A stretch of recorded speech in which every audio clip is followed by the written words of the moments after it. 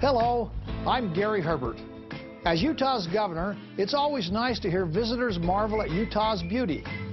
Like me, guests from around the globe are stunned by our snow-capped mountains, our red rock deserts, and everything in between.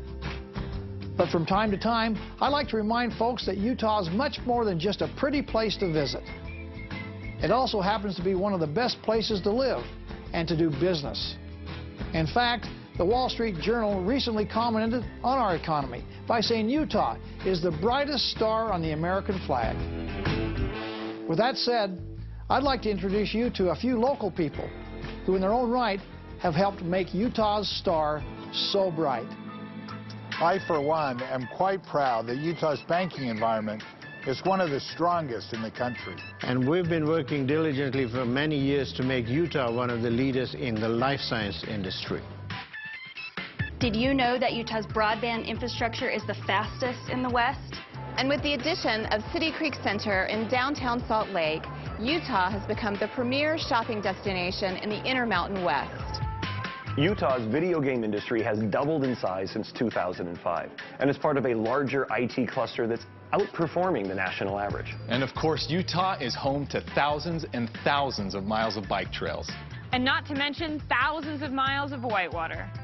And amidst all of our world-class wilderness, you'll also find a surprising amount of world-class cuisine. Speaking of world-class, how about our 14 different ski resorts, including 3 of the top 10 in North America? And I hate to brag, but Utah snow really is the greatest snow on Earth.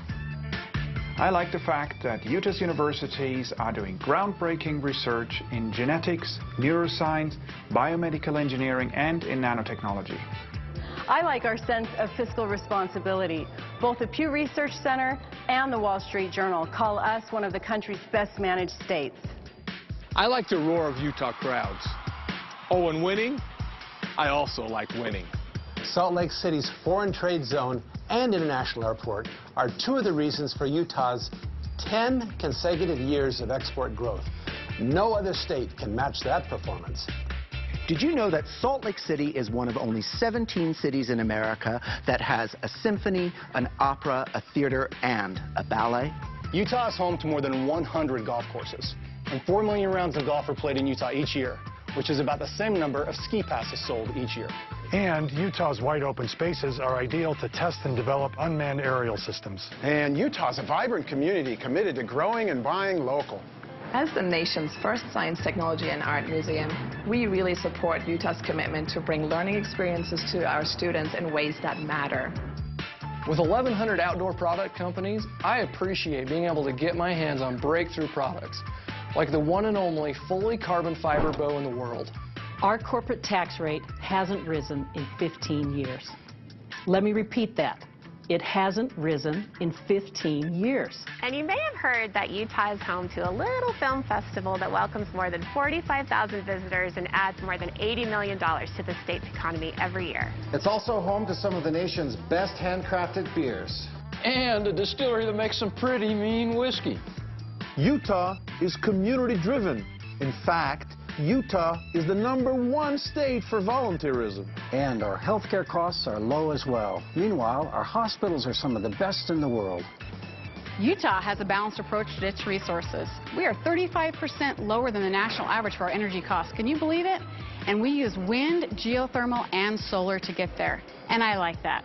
And we're one of the leaders in technology development for big data. And we're one of the leaders of fun, but that's an unofficial statistic. I like that Utah's workforce leads the nation in bilingual capabilities. More than 130 languages are spoken here. Personally, I love our 5 national parks, 7 national monuments, 2 national recreation areas, 6 national forests, and 43 incredible state parks. And I like that Utah is ranked by Forbes magazine, Polina, the Wall Street Journal, Gallup, and other thought leaders as one of the top states for business and quality of life. I hope you enjoyed this brief look at what makes Utah such a great place to live, to work, and to play. Utah shines because of its people. People who work every day toward education excellence, economic prosperity, energy development, and unique solutions for our state. These people and principles continue to make Utah's economic future bright, a future we hope you will become a part of.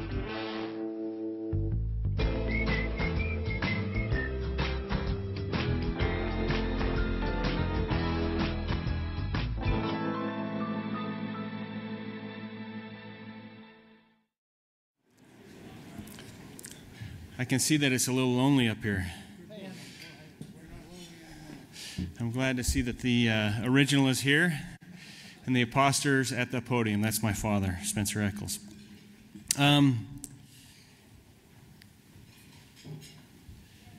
Well, it's great to have everybody here. This is an incredible opportunity to once again join together on an annual summit to discuss some of the great things going on in the country and in this state and around the world. And we've got an incredible program put together for you. I'd like to introduce myself. My name is Spencer Eccles. I'm the Executive Director of the Governor's Office of Economic Development. And it's been my opportunity to serve this state and serve Governor Herbert in this role, and also to work with an incredible team at the Governor's Office of Economic Development, as well as with our partners around the state. And so I just want to recognize one key leader on our team. Sophia DeCaro, where are you? Oh, there you are. Please stand up. If we can just give her a round of applause, please. She's our Chief Operating Officer for everything that we do in GoEd, and keeps the wheels on and keeps things moving forward. Our other team is here, and Mel Lavitt, Mel, where are you? And Jerry Oldroyd. Mel is chairman of our, go ahead and stand up. And Jerry Oldroyd, please stand up. Mel is the chairman of our board, and Jerry is the chairman of the incentives committee. And I'd just like to recognize the innumerable hours, and I can't tell you how many hours that they put forward as volunteers on this board, and we just like to recognize you and thank you.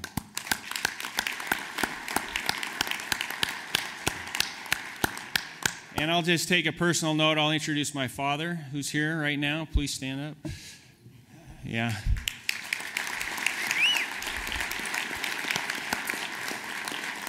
Through thick and thin, he has taught me everything I know. So, except the bad stuff, that I figured out on my own. But I'd like to thank him for being here and supporting me after all the great work and things that he's been working on the last few days. So thank you. And then finally, I need to recognize one other individual, or a couple of more individuals. Michael Sullivan, where are you, Michael? Where are you? I can't see. Oh, he's in the very back. Michael, for 7 years running, has organized this event, and thank you for giving him some applause. He is someone that you can always rely on. Things just get accomplished. And so I'd like to recognize him. And then from our side, my executive assistants, you don't have to applause until I'm finished with this, but there's just two more people. Sue Reddington from my office. And then on Media One, Marie Bocut and Lynette Cloward. They have spent countless hours organizing this, and it's a lot of effort and a lot of time.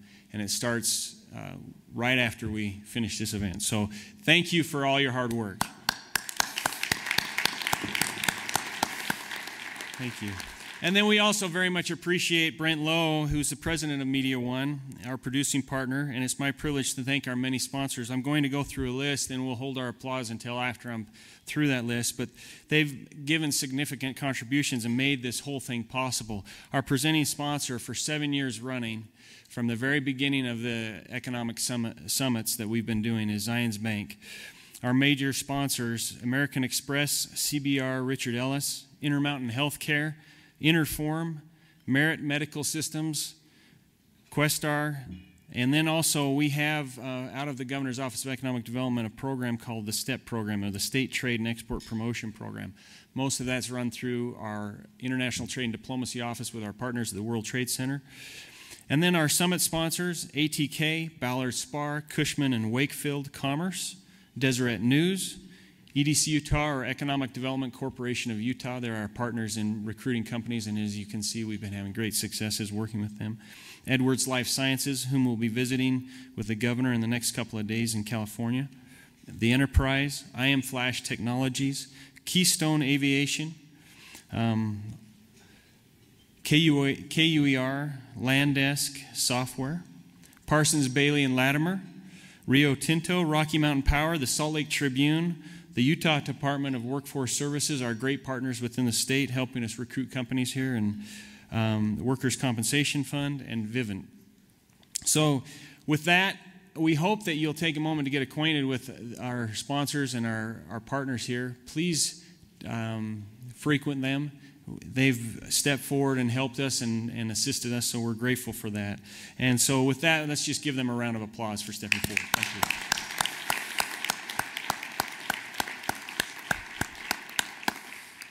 Now it's my opportunity to introduce the head table. And for convenience, we'll just save our applause till I'm finished with the left, and then we'll applause, and then we can go to the right. Not that I want to cue you, but if I had a cue card, I'd do it. Anyway, at my left, I already gave a brief introduction, but Governor Gary R. Herbert, and we're grateful for his great leadership and what we've been doing and the great work that he's been leading out on as it relates to education and a number of other key areas that are critical to the future of this state. So thank you, Governor. And actually, we will give you a round of applause right now. So thank you.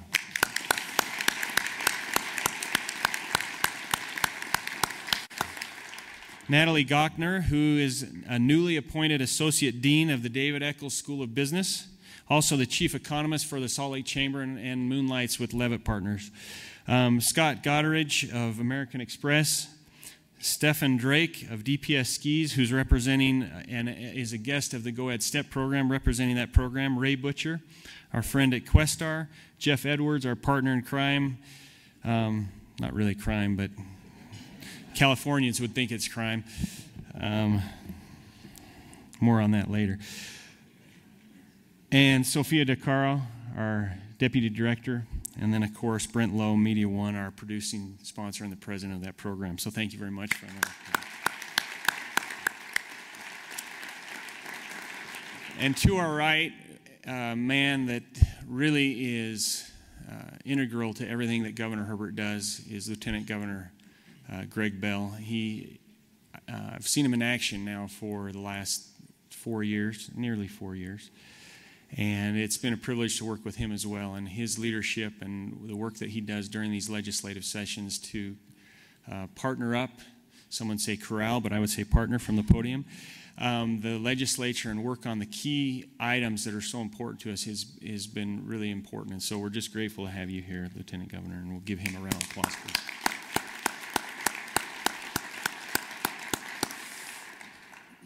And then, of course, the governor's chief of staff, Derek Miller, a good friend of mine, worked for a season in the governor's office of economic development, and then was called up to the big leagues to be the chief of staff. And the governor could not be better served by Derek Miller. So thank you, Derek, and we'll give you a round of applause as well.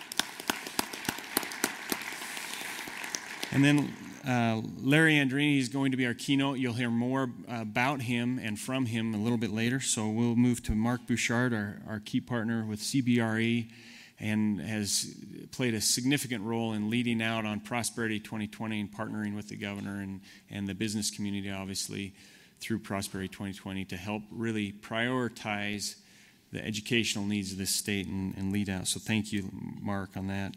And then Rich Lunsford with Edwards Life Science and the great work that they're doing. Doug Hammer with Intermountain Healthcare. So with that, thank you very much for being here. Later this afternoon, I mentioned the governor. He will be speaking about 12:15, and we'll look forward to his events. And I'm just going to give you a brief outline of the day's events, so just to wet your whistle as far as the great people that have stepped forward to speak and participate in panels and whatnot. But we'll have a keynote speaker, and following our keynote speaker, we'll have two major presentations. One will occur in this room, and that will be at 10 a.m., and John Tracy's flown in from Boeing. He's the Chief Technology Officer. You'll hear more about him at that event as well. And then our other presentation will be held in the Imperial Ballroom A and B, and I think it's this way. This way. That's what I should have gone with my gut instinct. That's what my mama always taught me. And it will look at how Utah's education system can keep pace with the workforce needs of the future, a critical component, not just across the world and across the country, but also in this state as we continue to grow. And it will feature Utah Valley University's President Matt Holland, Paul Edwards, who's the editor of Deseret News and the former executive vice president of Southern Virginia University. And then, of course, Randy Shumway, who's the CEO of Cicero Group. And both of these sessions will be exceptional, so please choose wisely, but just know that you can't go wrong no matter which one you choose. So we will look forward to seeing you at those. And now it's my pleasure and opportunity to introduce a very good friend of mine and very much a partner in what we do, as she's worked at the Chamber and led there in so many different ways, and a thought leader in our state, Natalie Gochner. She's the Associate Dean of the David Eccles School of Business. As I noted, that she's newly appointed up at our University of Utah. She continues to serve as the Chief Economist for the Salt Lake Chamber.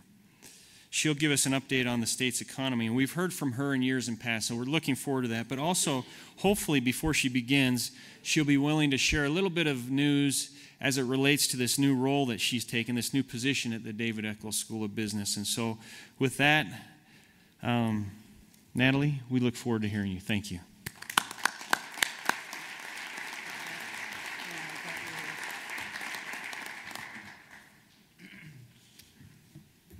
Well, good morning to all of you. Spencer, thanks for the kind introduction. On behalf of the entire audience here, I just want to express our appreciation for the grace and the class and the generosity of the Eccles family. And we extend our love. Thank you very much.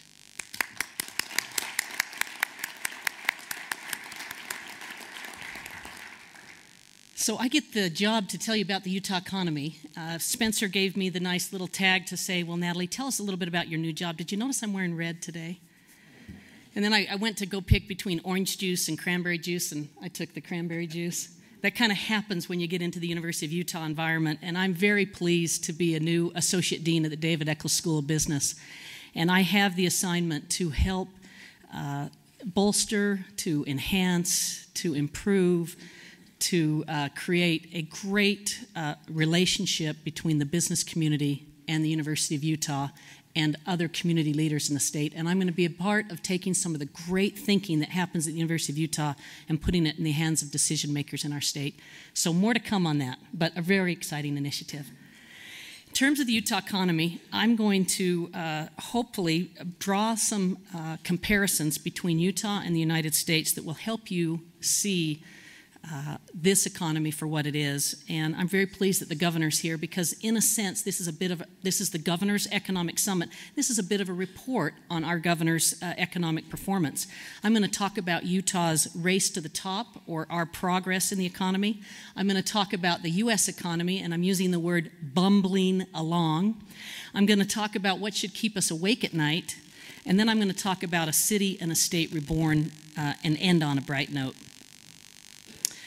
Our race to the top, this is a tribute to economic leadership in our state, and I want to explain what I mean. And what I'm going to do is I'm going to show you many economic indicators, and I'm going to show you what they looked like in 2009 and what they look like today, and you're going to see in nearly every case Utah is prevailing against the economic headwinds of our day and has made significant improvement.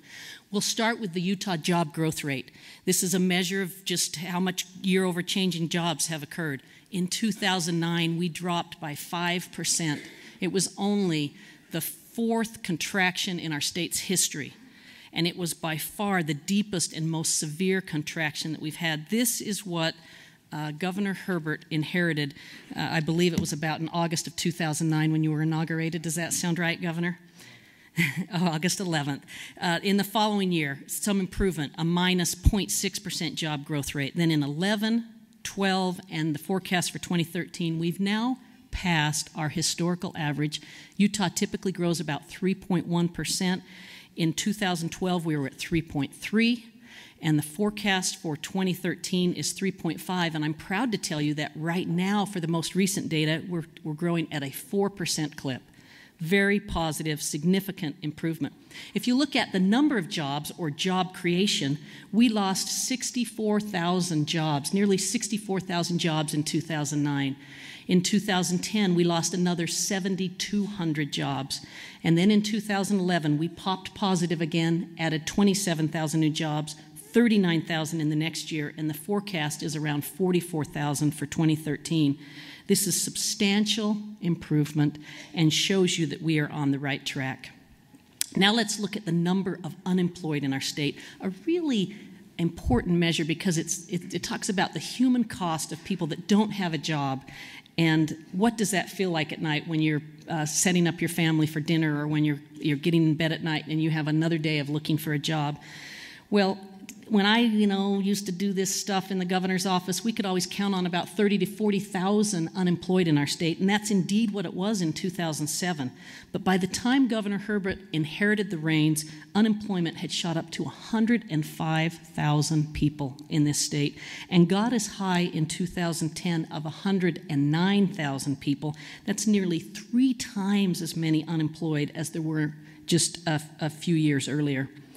So it peaked in 2010, and now we've been on this steady track of dropping the number of unemployed, and now we have 36,000 Utahns once again experiencing the dignity of work as we've dropped from 109,000 to 73,000.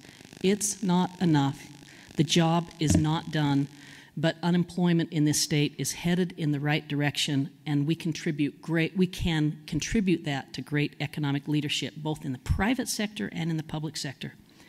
We can then look at the unemployment rate, just looks at the percent of the labor force that are unemployed, who are actively looking for work. U.S. is still at 7.7%. We got as high as 8%, and we have now dropped down to 5.2%, the 6th lowest unemployment rate in the country. Again, headed in the right direction, great progress. There's also a measure called net migration. We always have people moving into our state. We always have people moving out of our state. We net those numbers and look at what they appear. 2009, we're still in the bubble. For a big part of the year, we had 19,600 more people come into our state than leave. We got down in 2011 perilously close to net out-migration with only 2,300 net new migrants in our state. We're now on a track of 10,400. You can imagine what this number means to our building industry, the construction industry, the housing industry.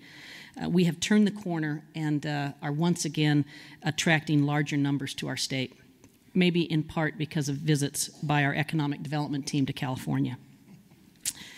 Well, we can also look at the Utah personal income growth rate. At the state level, we don't talk so much about gross domestic product. It's a hard thing to estimate. It's not very current for our state. So the broadest measure of economic activity is personal income. And when we look at the growth rate in personal income, these are not adjusted for inflation. We were at minus 4.5% when the governor took office. We now have had multiple years of the 4% and 5% growth rates, very respectable growth in our state. We'll do a couple more of these. Utah exports. Here's a story. $21 billion worth of merchandise exports expected to be exported out of our state to other countries this year. We have 2,900 exporting companies in Utah. We are the only state in the U.S. to grow exports every year since 2006. Only state to grow exports every year since 2006. And just think about it, we are a small, landlocked state without a seaport, and we're doing that kind of international activity. Says something about our companies, says something about our people, says something about our economic leadership. We can also look at dwelling unit permits. How many permits are being issued for new construction? Well, we got as low as 8,800 permits issued in our state, just dismally low. We're now up to 16,000 permits expected in 2013. This is about 2/3 of the way back to a sustainable, healthy level. The median sales price of a home last year in our state increased by 5.6%. Housing prices are rising, foreclosures are falling, and the construction industry is back. Now we'll look at retail sales growth rate. Consumer spending took a real punch in the gut during the Great Recession. Had nearly 9% declines when the governor took office. We're now back up to healthy levels in the 4 to 6% range. Well, what does all this mean? I mean, it's indisputable that we're headed in the right direction and we're doing really well. But what it really means is that we're here at the 2013 Governor's Economic Summit, and I can stand before you as an economist representing the University of Utah and the largest business association, and I can tell you that we now have the best economy in the country.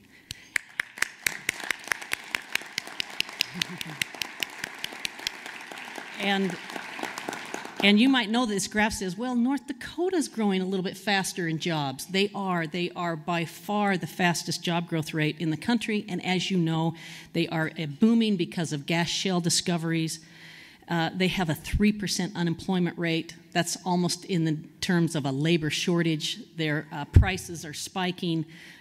It's not a very sustainable economy right now, and so I feel very comfortable saying if I were picking anywhere in the country I'd be right now, I would pick the state of Utah, where we have the second fastest growing job growth rate, unemployment approaching full employment levels, and if you look at every industry in our state, every major industry in our state is growing. This graph shows you all of the major industries. You'll see natural resources at 0%, but it'll be positive again next month. We've got an energy boom happening, and that's more of a seasonal thing. So we find ourselves at the top of the class. Great news for this audience. Here's the tough news. The Lakers won last night. I'm really bummed about that. And I also live in a country that has economic leadership in Washington, D.C. that's letting us down, and I think, well, in Utah, I can talk about stellar economic leadership. In Washington, I can only criticize the economic leadership that's occurring. And I want to tell you a little bit about my thinking. I picked the word bungling. Now, that's not a very articulate word. I'm really fond of this quote by Mark Twain. He said, "The difference between the right word and the almost right word is the difference between lightning and lightning bug." It's very subtle. But when I pick the word bungling, what I'm talking about is we're blundering this. We're bumbling along. We're muddling. We're strumbling. We're stumbling. We're staggering.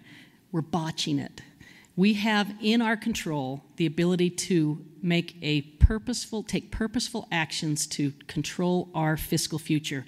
And for whatever reason, we're choosing to fight. Thomas Friedman's called it permanently divorcing parents. So this is a graph you've seen before. I think I showed it last year. Economists show it all the time. It takes all of the recessions since World War II, gives them a different color, lines up their percent job losses since their peak, and then along the horizontal axis puts months. So the deeper those lines drop, the worse the contraction, and the longer they go, the longer the contraction. We're sitting there on that red line in this country, and we have people in Washington, D.C. fighting about things that they can solve. I call this the "Are you kidding me" graph. If you notice the very far end of that right line, that's where we are today in the U.S. economy. The line just to the left of it, the brown line, that is the downturn of 9/11 and the dot-com bubble bursting. We still haven't even gotten back to the levels that we were in that recession, and they're still fighting in Washington, D.C. Last week, we got the terrible news of the 88,000 job number. You remember that? This was the monthly job count, 88,000, fewest in 9 months, less than half the average of the previous 6 months. It was broad-based. It was in retail. It was in manufacturing. It was in financial services. It's the blue bar in this line.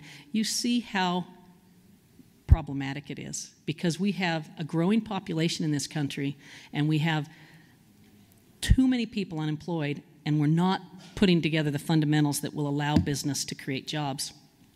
Here's a chilling graph. This shows you about the structural imbalance in the labor market. This is unemployment by duration. How many weeks are you unemployed? That red line that you see is the number of people unemployed for 27 weeks or more.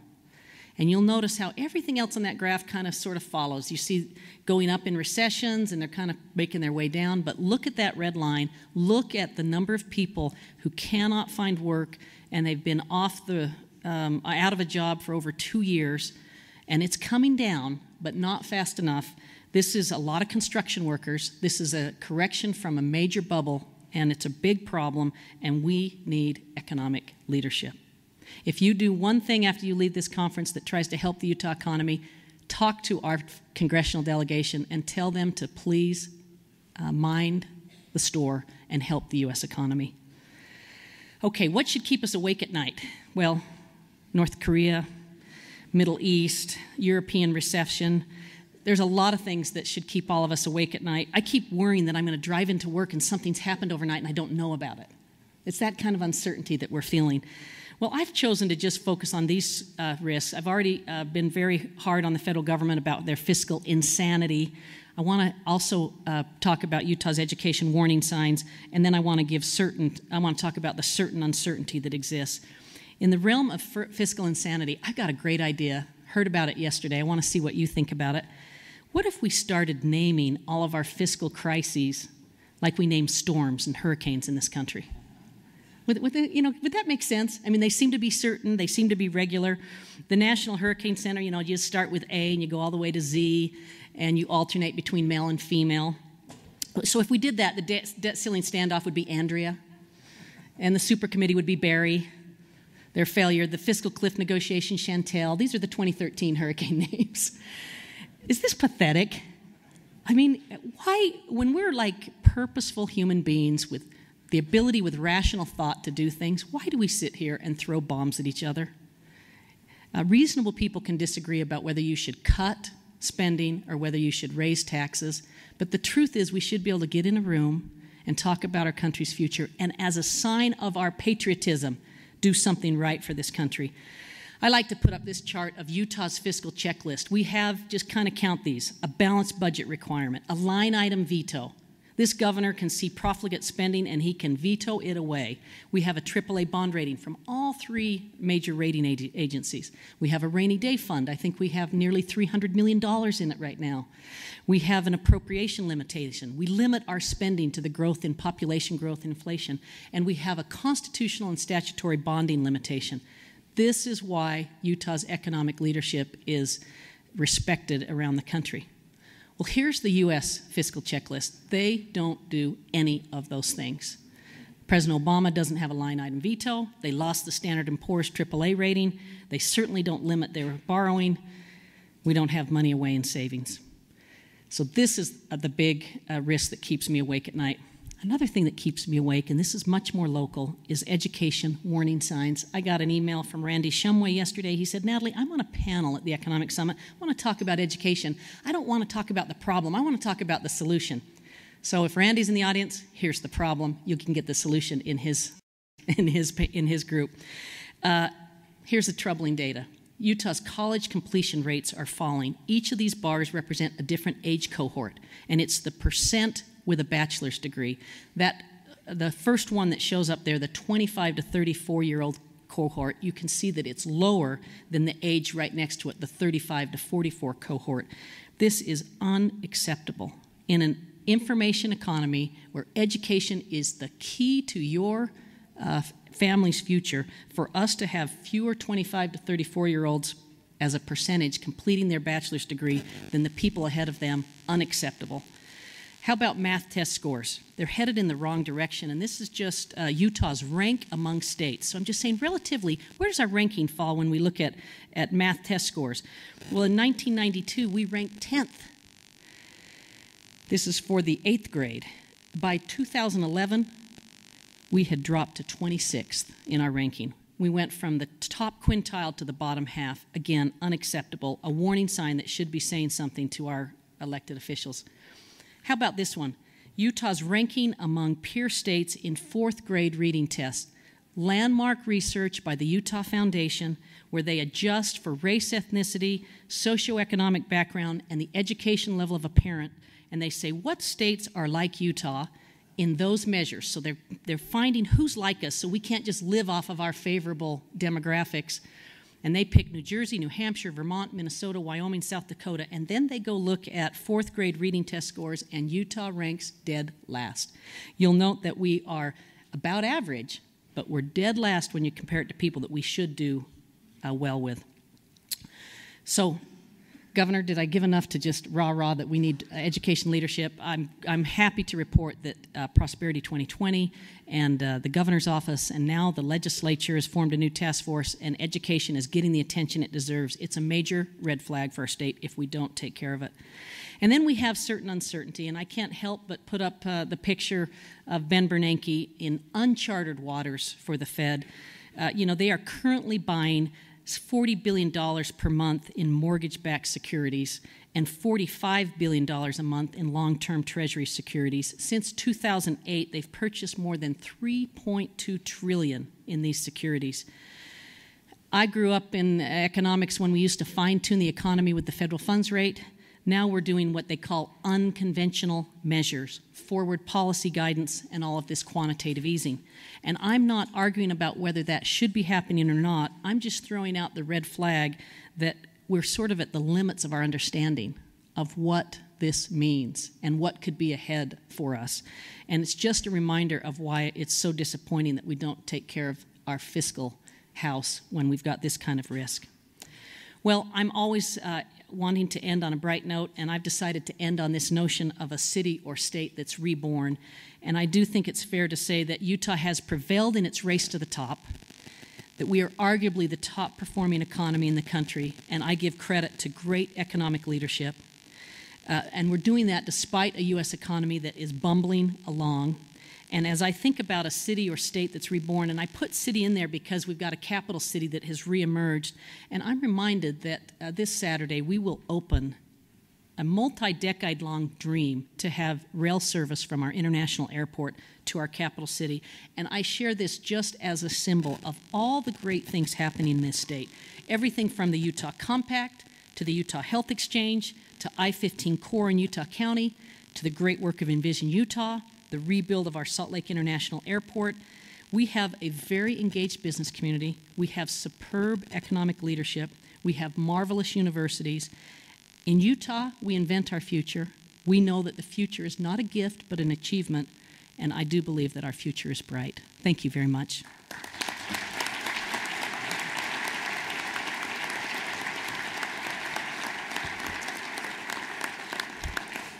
Well, thank you, Natalie. We really appreciate that. It's nice to be in a great state, and we know that we have our work cut out for us, but the important thing is that we've got great leadership and we're moving forward with that. So thank you for the wonderful overview. Now it's my opportunity to introduce our keynote speaker, and it's a shop. Larry Andrini is his name. He runs and created a shop that I had to wait until I finally had a boy to really legally go into. Not that my girls didn't like going into ride makers, but they just didn't seem to have an interest in it. But from the very get-go, my little boys loved cars. And this is an incredible story and an incredible shop that has grown, and you're going to hear a lot more about it. But I have an incredible bio that I want to read to you. So I think I used that word a few times. And I'd also like to thank Vince Mickelay, who's our newest addition to our team, who worked for Disney Corporation, and you'll understand why that's so significant when I get finished with reading this. But Vince is the newest addition to our team as a managing director over our business outreach and international trade, taking over from where Gary Harder, who became the head of Veterans Affairs, left off. But you know, you can read quite a bit about Ride Makers and Larry in your program, but I'm going to touch on a few of these highlights. Before founding Ride Makers, he filled a leadership role at Simplexity, an industry-leading venture-backed telecommunications exchange. As a serial entrepreneur, Larry was the founder and CEO of Start Inc., which led to one of many nominations as the Ernst & Young Entrepreneur of the Year. What interested me about Larry was that he was a co-founder and chief innovation officer of Ride Makers. Larry secured launch funding, recruited an executive management team from Disney, Bain Consulting, and BMW, as well as Toyota. He formed licensing agreements and fulfilling partnerships with such diverse companies as General Motors, Ford, Marvel, and the Walt Disney Company. One of Larry's most significant achievements at Ride Makers was the formation of a cross-divisional partnership within the Walt Disney Company. And from everything I know from Vince, after his several years working with the Disney Corporation, that is a very difficult task to achieve, to get all of these different divisions within Disney actually talking to one another and create that kind of a partnership. This led to Ride Makers being named Disney Store's 2010 Global Most Innovative Vendor. Then Ridemakers was also named Chain Store Age's Worldwide Retail Store of the Year 3 years in a row. Not just once, but 3 years in a row. Reminds me of a three-peat that we did here once. That's the Forbes ranking, just in case you've forgotten. And if that was not enough, Ford Motor Company recognized Ridemakers as the Henry Ford Global Licensing, with the Henry Ford Global Licensing Award for Best Consumer Outreach. And then the company also won the highest honor awarded by the National Association of Parenting Publications of America, the Gold Medal for Toys. Larry holds a degree in marketing, and he holds that degree from an incredible university, a storied university, the University of Notre Dame. It's also interesting that he actually played ball for the Fighting Irish's football team in what year? Yes, the 1981 Sugar Bowl. And you'll note that I'll treat him with great respect, not only because of that, but he was also the two-time Bengal Bouts heavyweight boxing champion. So treat him with that kind of level. Larry believes in giving back to the community, so he fits right in here in Utah, and he currently serves on the corporate advisory board for Big Brothers and Big Sisters of America. Larry's married with 3 children, lives in Southern California, and coaches youth basketball and baseball. So you can see that he's a family man, a community-minded individual, and a business leader and an entrepreneur that has demonstrated the requisite vision, as well as crafting and implementing the necessary strategic plans to achieve his business goals. And that is why this best practices theme and he fit so well together. And that's why we asked him if he would grace us with his comments. I'm very excited both to meet him. Hopefully he'll give me some insight as I take my little boy to one of the Ridemakers stores and build a car. And I'm just really honored and grateful to have him here with us today. So please join me in welcoming Larry.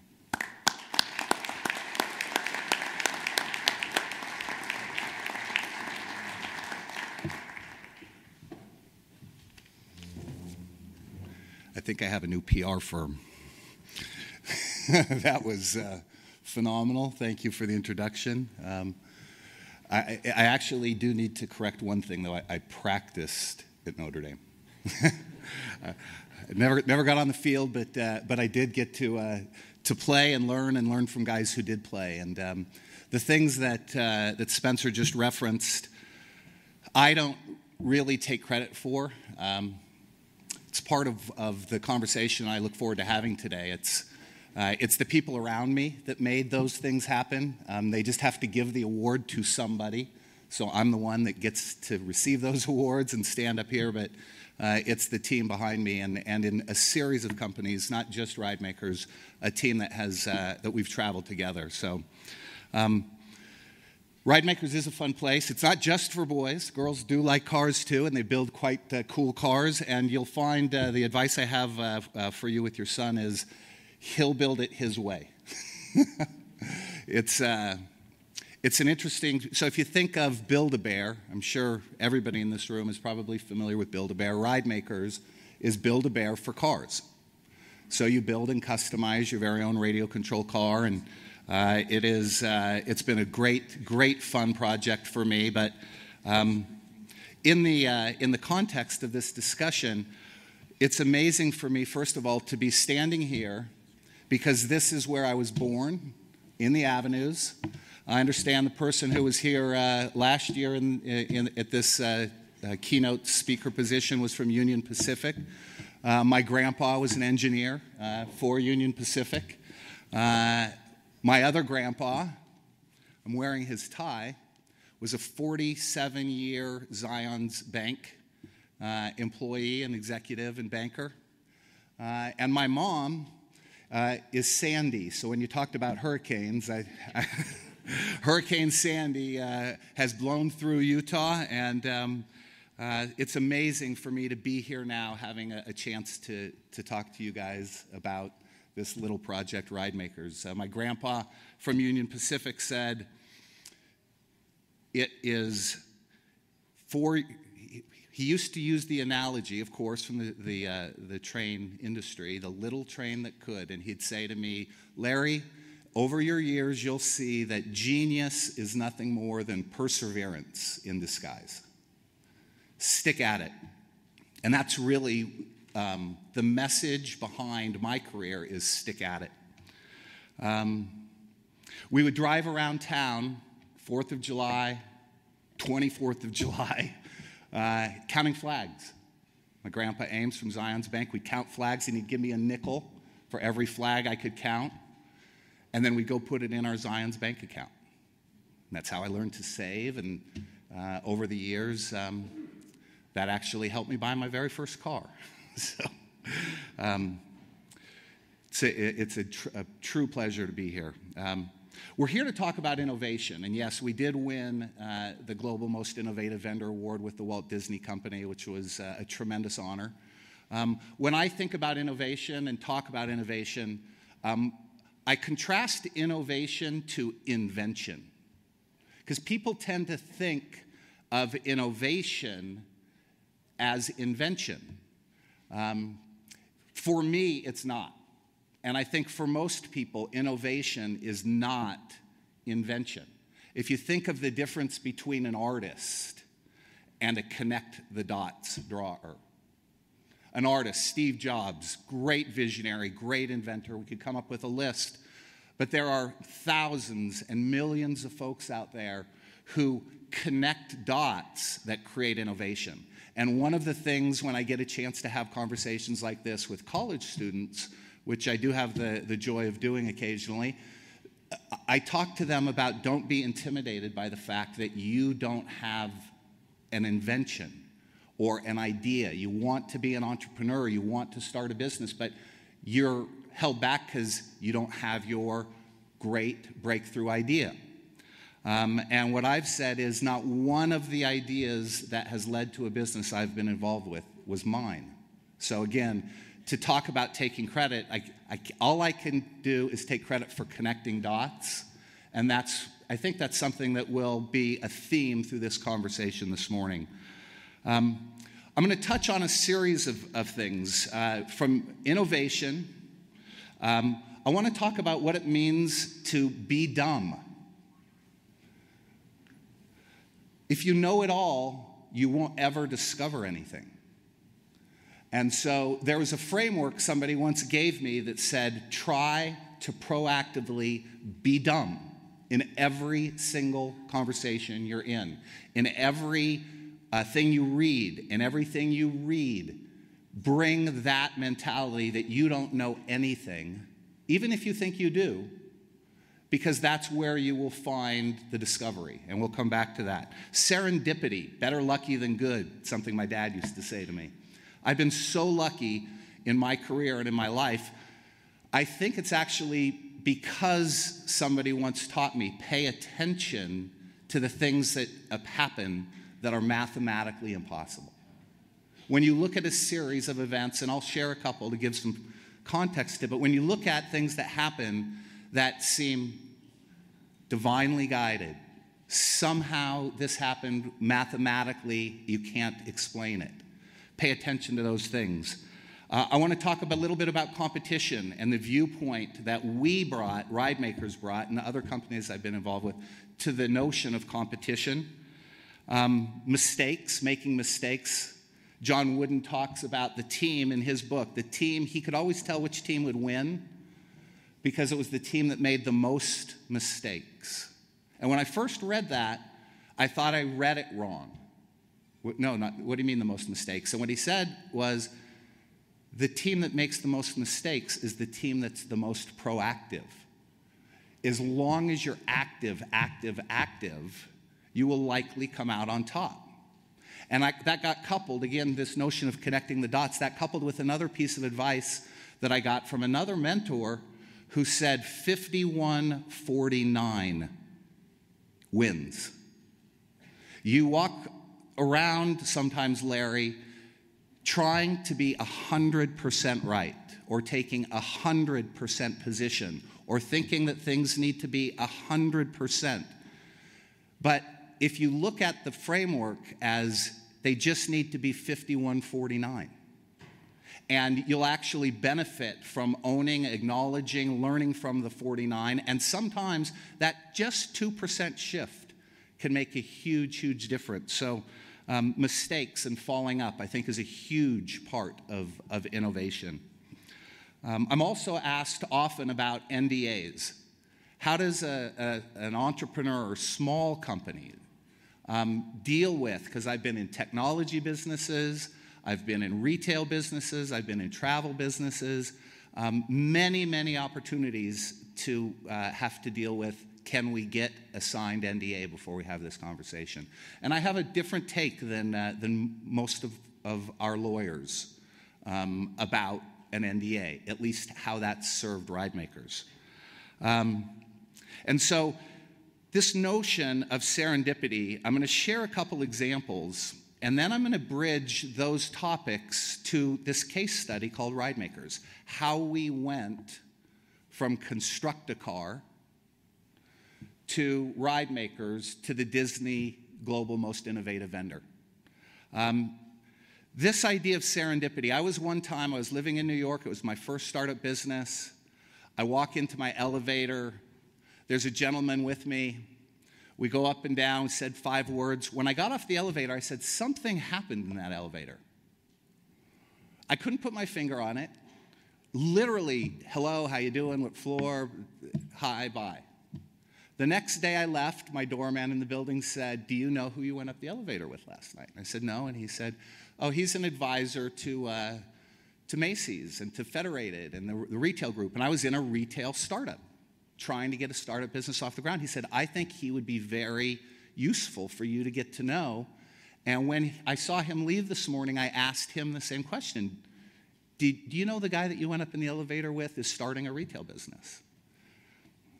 Rudy was the doorman's name. I said, Rudy, thank you very much. He said, well, when he comes back, I'll tell him that you're interested in meeting him. Well, a week goes by. No phone numbers exchanged. I left a card at the front desk. The card got picked up, but didn't get a call, and they didn't feel comfortable giving me his contact information, but they gave mine to him. That weekend, 7 days to the day, I had a meeting out in Los Angeles, and I got on a plane. I got the last upgrade into first class, and I sit down in my seat, and I turn and I look next to me, and it's the guy from the elevator in the seat next to me. And he looks at me like, how did you know I was going to be on this flight? And I looked at him like, oh, you're on this flight. We struck up a conversation. I explained where I was going. He was on his way to go skiing. We connected through Denver. I finished my flight out to LA. And while I was in LA, I got a phone call, Larry. In the course of the trip, we said we'll connect back in New York, and this has been a great meeting. And in LA, I get a phone call that says you can't go back. You have to go to Dallas. Our law firm, Fulbright & Jaworski, was based in Dallas. We had a patent issue. They said, you got to go to Dallas. So I fly to Dallas. As I'm checking into the hotel, I look to my left. There he is. At the mansion at Turtle Creek, standing in line. We look at each other again. I thought you were skiing. I thought you were in LA. I had to come here to deal with our law firm. I had to come here because we had an issue with Neiman Marcus. All right, we were meant to cross paths. Turned out he introduced us to our lead investor, first $5 million we got in our company, joined our board of directors, introduced us to a retail set. All of that because I happened to walk onto an elevator at the right moment in time, get the last upgrade, and then get diverted because we had a problem. So when I first had that experience, I would tell that. Nobody believed the story. They talked to him. It happened over and over again that people said to me, wow, that's just impossible. That kind of serendipity, I could give you 7 examples like that. The night before I got to meet John Lasseter from Disney, he was receiving an Oscar for Best Movie, Best Animated Movie, and I was at the Toy Hall of Fame induction. I wasn't being inducted. I was at the Hall of Fame induction ceremony where he was supposed to be inducted, but he picked the Oscars over the Toy Hall of Fame induction ceremony. And I was meeting him the next morning for the first time. While at that meeting, somebody approached me and said, "Do you have a meeting with John Lasseter tomorrow?"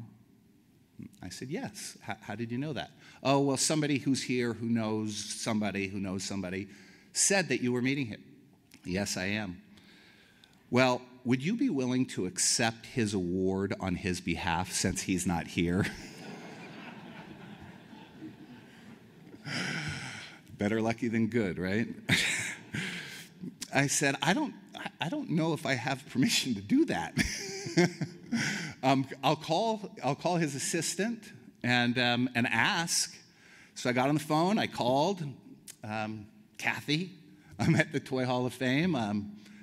They've just asked me to accept John Lasseter's award on his behalf. I've never met him. Can I do that?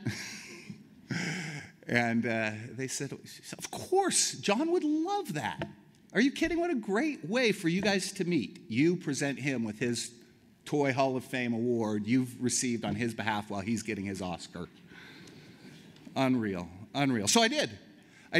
And, we got our little ride makers table in the back of the room. We've got, Mattel and Hasbro and all the big toy companies there. And when they say, and accepting on behalf of John Lasseter, Larry Andrini from Ride Makers, I look here in the front row and it's like all the, what?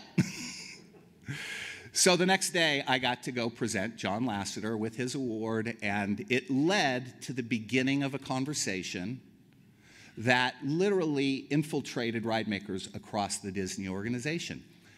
Mathematically impossible. That cannot happen with an equation. So serendipity is something, and it's even more strange when I connect it all the way to ride makers in a moment. Competition, I said we'd talk a little bit about competition. I learned probably 15 years ago at a seminar that the Latin root of the word competition is com, together with pedere. Com pedere is the Latin root of the word competition. And what com pedere translates as is together or with, com, together with, pedere, to seek or to strive. Competition, together to seek or strive. That's not win-lose. That's not me or you. That's competition as an upward spiral. That's competition where rivalry brings your best out, brings their best out, brings your best out. And so the notion of competition as together to seek, together to strive, completely changed, because you can imagine coming out of a sports background, playing football, boxing, doing those kinds of things. By the way, my first day at practice at Notre Dame, they moved me from, I was a quarterback, but I was 9th on the depth chart. No kidding. And so our tight end sprained his ankle. So they moved me from quarterback to tight end. And in the process, they have this drill where they have bars that are a tunnel, and you have to run through the tunnel and hit a blocking dummy. I had never blocked in high school, but I really wanted to stay on the team, so I was going to do my best. And when I came out of that tunnel, ready to hit that blocking dummy, I stood up one step too soon, and the bar hit me across the top of my forehead. And they film practice. You go back, and it knocked me out. That was me. So when it comes to literally in film, you're with everybody, and they're going, "Look at our quarterback knocked out trying to throw a block." So I learned it wasn't about banging heads, and that whole boxing history and football history I brought into my early career in business, and I had to have mentors say, "You know what? There's a different way to look at this." And that redefinition of competition to compedere, from win-lose to win-win, seeking to find upward ways to partner, led to virtually every one of the successes in business. My first business was a partnership among MetLife, Nations Bank, Chemical Bank, MCI, JCPenney, Club Med, Hertz, a group of businesses that we got to all work together to deliver a customer loyalty program. So it's connecting the dots. It's not inventing anything. And that really, that notion of viewing competition differently from a business development standpoint has been really key to my career. And that leads to this notion about NDAs. I mentioned early on that I have a theory. I had a partner early on. He was an attorney. We never, ever went into a room without having spent 4 to 6 weeks negotiating confidentiality. It slowed us down terribly. Some companies we couldn't even approach because they wouldn't sign an NDA. And it really was frustrating. And I'm sure there's many, many, many places where NDAs serve a very valuable purpose and are necessary. However, I have noticed that when I shifted from, I need you to promise to not steal my idea, which already starts out competition, not competere, things slowed down. But if we talked about what we can do together, it's not the fact that people don't have good ideas that businesses don't grow. I'm sure everybody in this room has had a great idea that you've shared with a boss, a peer, somebody else. It's resource allocation, it's bandwidth, it's commitment to growth. Those are it's people. Those are the things that keep good ideas from happening, not, oh, you thought of that idea first. And the way that I would connect the dots on this is ride makers would never have happened if we had required NDAs. Ride makers would never have happened if there wasn't serendipity. So here's how ride makers happens. I'm in the Olympics, not in the Olympics, I'm at the Olympics in Greece in 2004. Met a couple friends who were Olympians themselves, and we started talking about and lamenting the state of youth sports. In particular, how AAU basketball has created a me-first sensibility. And how kids who today are being featured at such young ages are being put on pedestals that really break down the notion of teamwork. And how coaches and the parental environment and the desire for scholarships and the individualization of sports that we've seen, how that has really had a negative impact on, in my opinion, on sports as a way to learn about life. And so one of the guys said, well, Larry, you're the entrepreneur. Why don't you do something about it? And while there, we came up with an idea called the Rainbow Playground. And the Rainbow Playground was Sesame Street meets ESPN. Speedy Edie and Rally Alley and Ref Jeff. Hey, let's create these characters and then that are sports and fitness oriented, and let's create a TV show, Sesame Street for Sports, and let's go pitch that show, and let's get athletes and celebrities and Nike and other folks to sponsor it, and we will create an exercise program. We'll get kids off the couch exercising. We thought it was a great idea.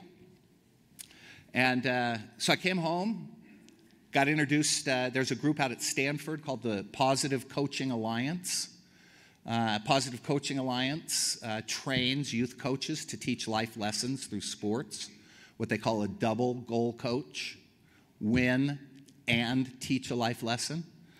I got introduced to the Positive Coaching Alliance. We said, oh, this is great. And then we needed to find a producer. And so I started Googling, or not Googling, excuse me, TiVoing TV shows that I thought were like what I wanted to do. And some of you may remember there was a TV show called The Magic School Bus. Magic School Bus was learn about science through a cartoon. And something about it really spoke to me. I saw executive producer Jane Startz, Scholastic Media. I go Google her, New York City, get her phone number. I call Jane. Jane, your show, Magic School Bus, is very inspiring to me, and I'd like to talk to you about this idea I have. Can I come see you? She said, sure. Go to New York City, sit down with her, lay the Rainbow Playground idea out for her. What do you think? She says, I love it. What a great idea.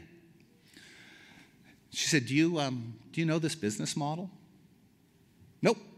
Nope, don't have a clue how it works, but I got to believe that I see the Hensons have made a lot of money, and these guys, John Lasseter looks like he's doing pretty well, and so I don't know the business model, but I do know a good idea when I see one, so let's get going. And she goes, well, the business model is you probably want to license the Rainbow Playground golf clubs, right?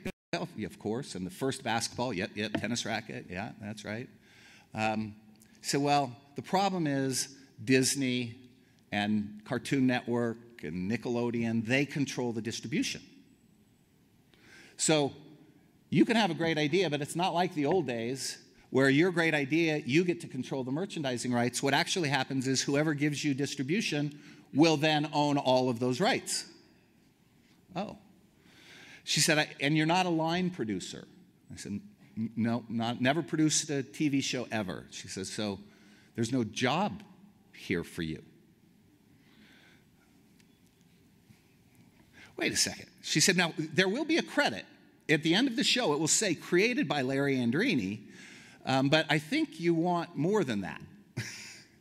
And I said, I do. And she said, would you sign an NDA?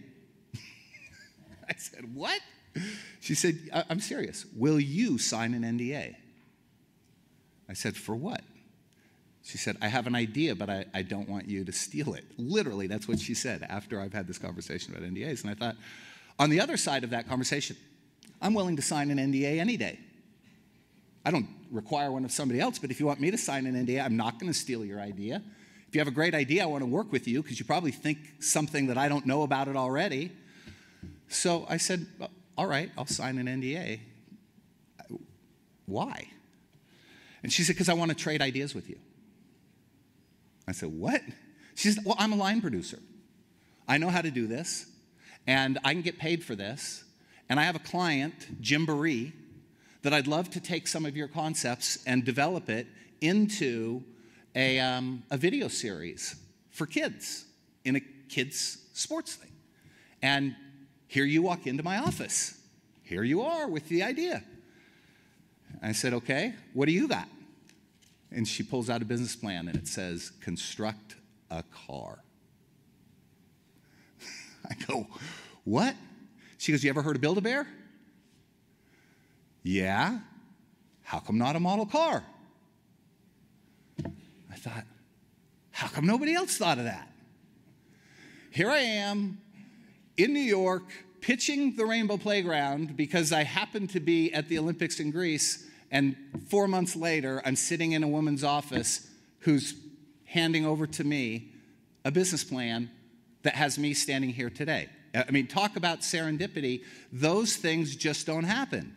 So I looked at that and I said, I can do this. I know how to do this. I know how to raise the money. I know how to put a team in place. I know how to form the partnerships.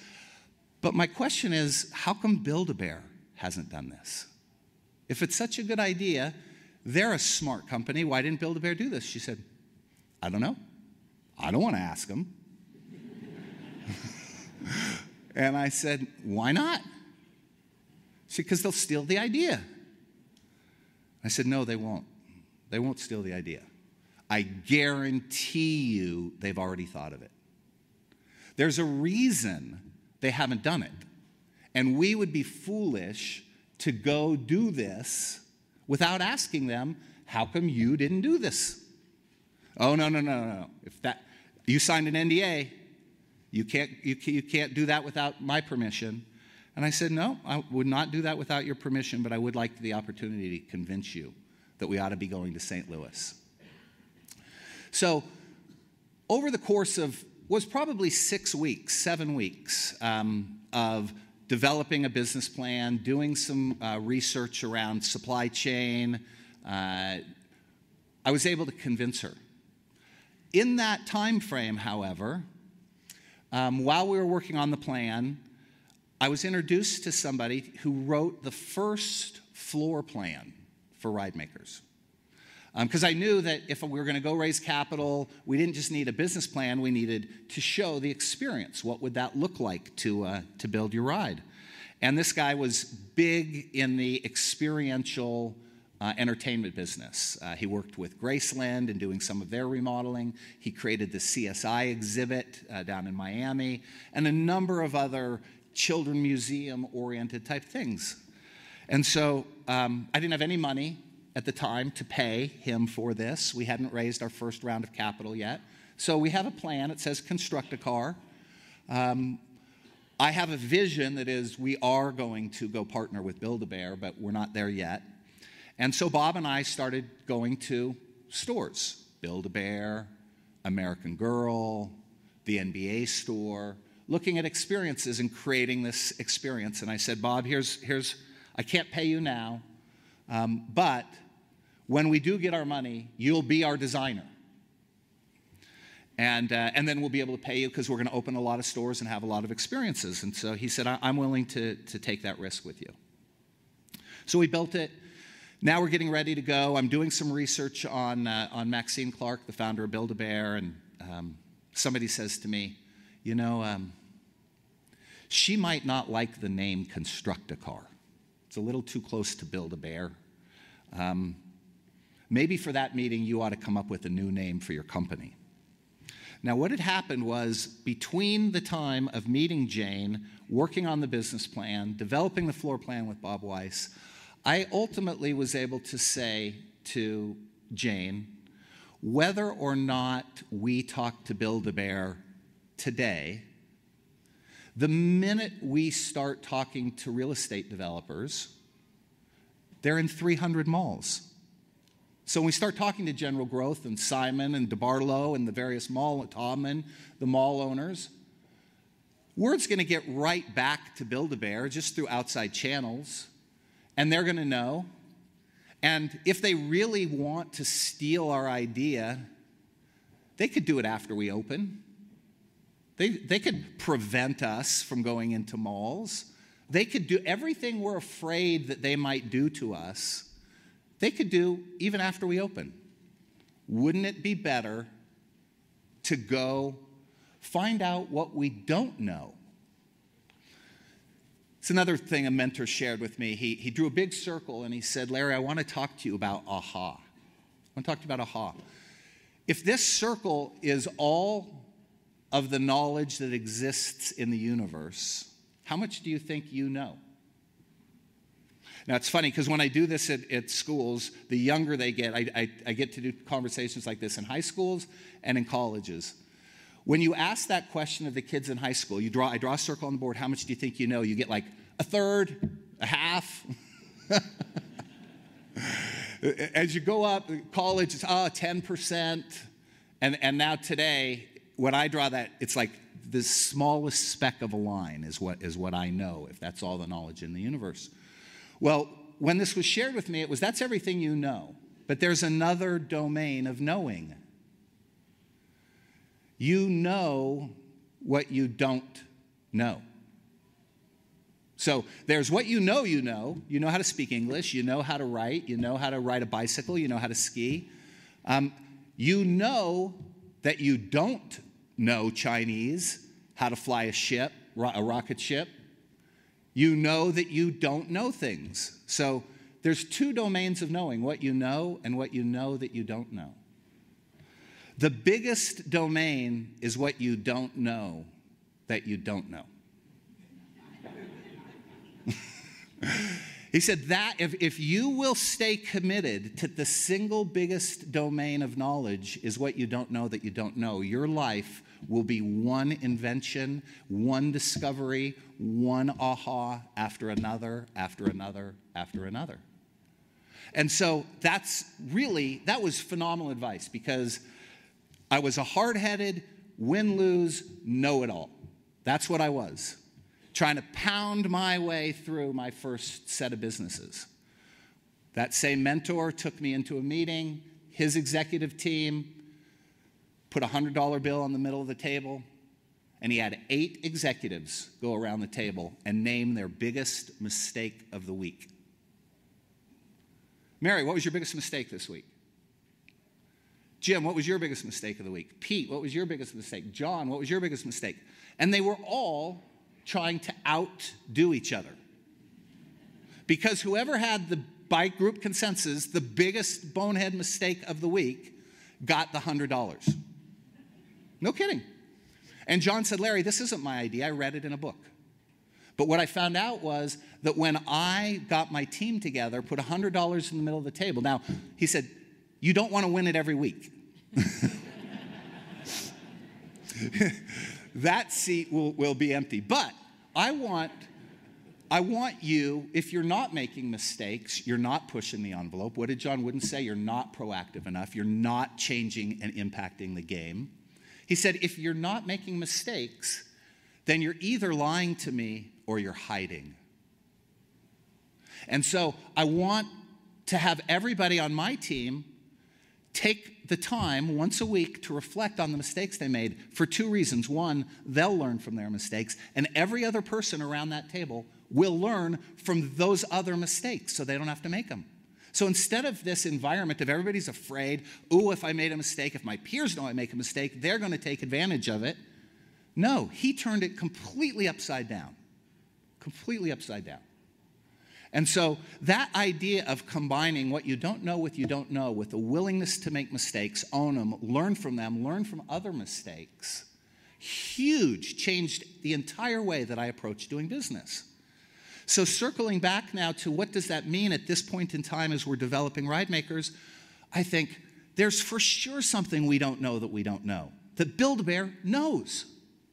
And I keep harping on it. Finally, I get, okay, you know what? If I'm going to trust you with the business and you're going to be the leader and developer of this, I have to let you do this thing that you want to do. So I call Maxine Clark. Maxine, I'd like to introduce myself. I have an idea, and I'd really like to come to St. Louis and talk to you about it because I know you've already thought about it. And she said, well, why would you want to come talk to me about an idea I've already thought about? And I said, because I want to know why you didn't do it. She said, well, why don't you just tell me the idea over the phone? I said, because I want to see your reaction when we talk about it. And I think that if we sit down together, if you haven't thought about it, I want to know why. And if you have thought about it, I want to know why you didn't do it. She said, I'm not signing an NDA. Said, I'm not asking you to sign an NDA. So she said, sure, come on out. Very generous. If any of you know Build-A-Bear's reputation or Maxine's, incredibly generous entrepreneur, generous person, charitable philanthropist, extraordinary woman. So come on out. So for one meeting, we were the nuts and bolts car factory, not construct a car. We go, we sit down with Maxine, I lay out the idea. Not 3 minutes into the conversation, her eyes light up. She says, you're right. We did think of this. She gets up, she goes down to her office, she comes back with her build a car business plan. Of course, it's not a new, model cars, Build-A-Bear, they go together. Smart people will connect those dots. How come you didn't do it, Maxine? Well, we're open 35 to 45 stores a year. The plastic supply chain is totally different than the plush supply chain. The key demographic for what you're talking about is probably 6 to 12-year-old boys and dad. We are 6 years old and under with mom. So it's a great idea, but we would have been off execution if we added that to our plate at that moment in time. So, what would you like to do? And I said, do you know what the Latin root of the word competition is? No, she didn't. And I laid out competire for her, and I said, I don't want to compete with you, Maxine. Let's do this together. And so she said, how would we do that?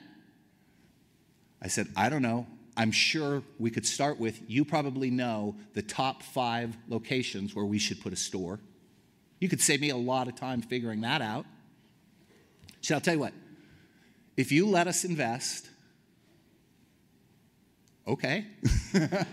If you let us invest, if you give us an equity warrant in the business for our intellectual property, we will give you a turnkey warehouse and distribution center, all of the point of sale systems that you need. We know how to hire and train for interactive store personnel. We can do all of your financial and ops functions on an outsourced contract basis. If you'll focus on product development, supply chain, marketing, licensing, merchandising, all of those things that are different in the approach, we'll give you everything that's common. And so in a matter, this was literally in the first meeting. Now, it took us about a month to codify the deal. They invested in the business. They still are an owner in the business. They introduced us to the Walt Disney Company. It was an amazing, amazing start to a partnership that, first of all, never would have happened if I hadn't thought about youth sports in Greece, hadn't TiVo'd the Magic School Bus, hadn't called Jane Starts in New York and went there being dumb, hadn't had my philosophy about NDAs because never would have gotten into that room, hadn't tried to take credit for the idea because it was not my idea. People say to me all the time, how'd you come up with that idea? You didn't. Somebody else came up with the idea. You don't need an idea of your own. You just need to connect the dots. So to pull this all together and bring it to a close, the next thing she says is, but if we're going to do this, I have a designer in Chicago that you have to work with. Who drew your floor plan? And I said, wow.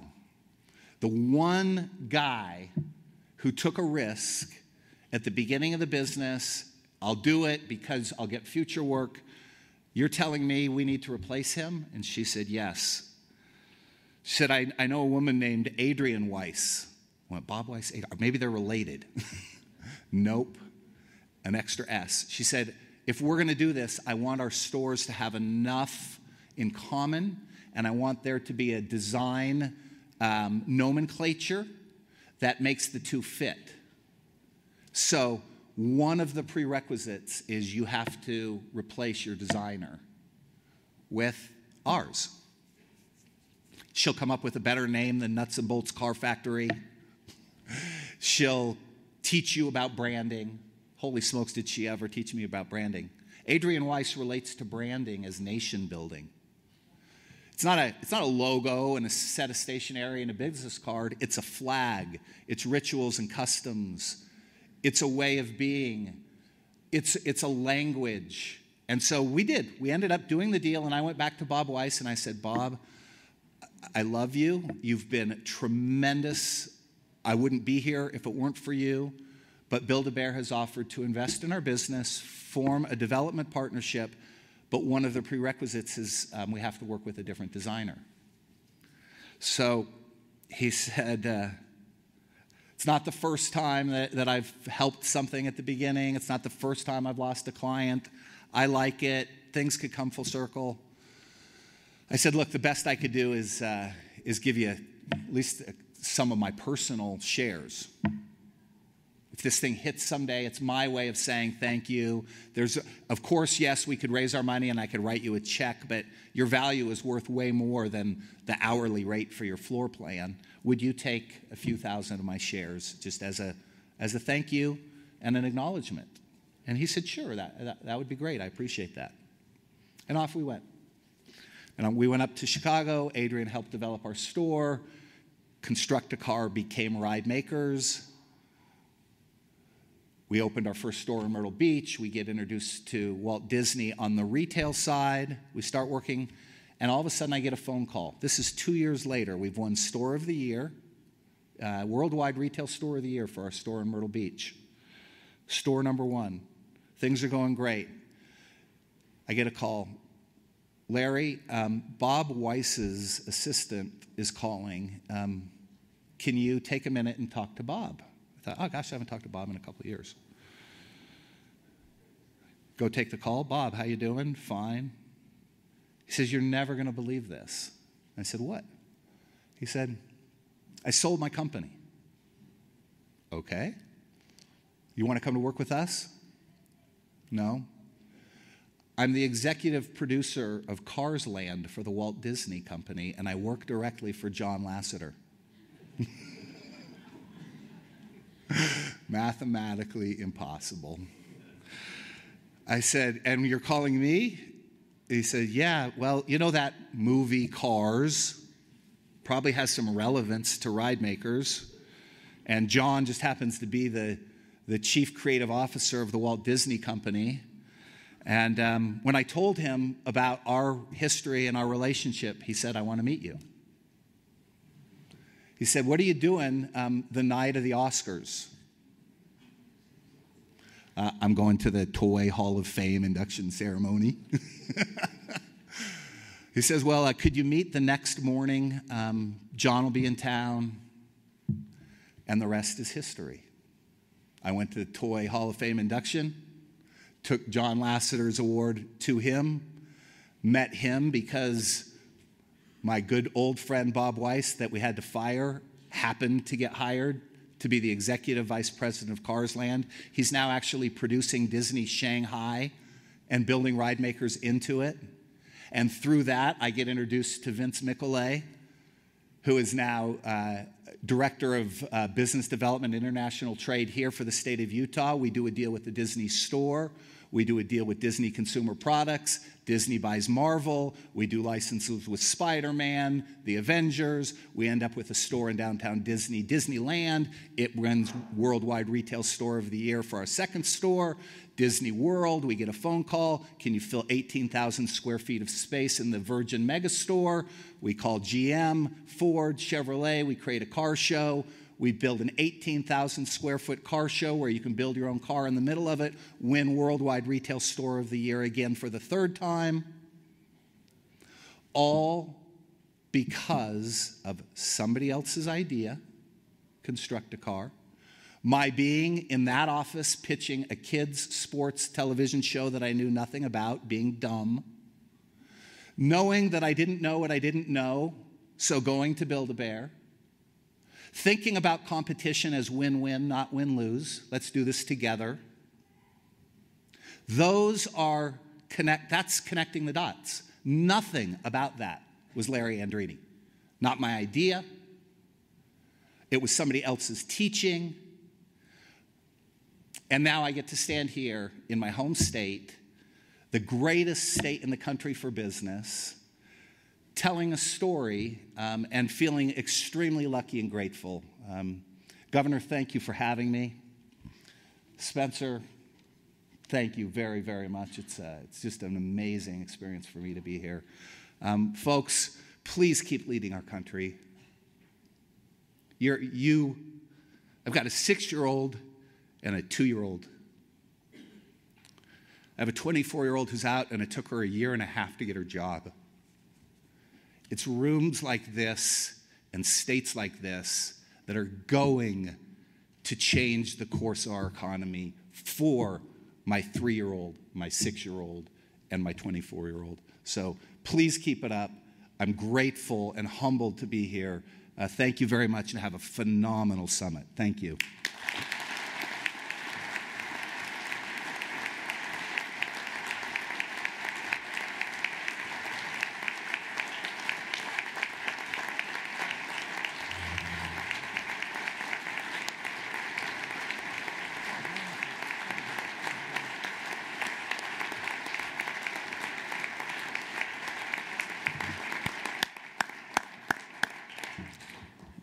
The final chapter of that story, and you touched on it, is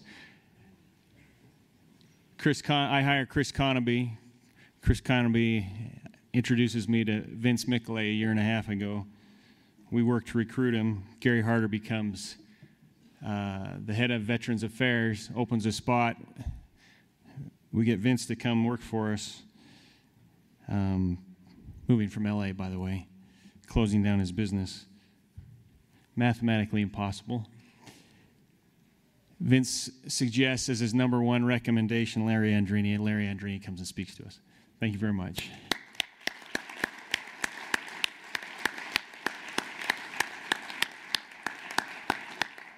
What a great story, and it's you can say things that are just serendipity, but as Larry points out, you can never underestimate the creativity of being able to see and envision and connect dots. And I think the takeaway for me, Larry, is how you interact with people, how you treat people, how you trust people. And as you do that, things always return back to you. So thank you for sharing that story. We're so grateful. That was very inspirational, very helpful. So with that now, there's a little bit of time for some networking to kind of maybe get a drink. We will have the one group here, and then the other group will be to the north here over in the next room at 10 o'clock. We'll start on time. Thank you for taking your time to be here and for supporting this. It will be a great day, and I look forward to interacting with you as we go throughout the day. Thank you.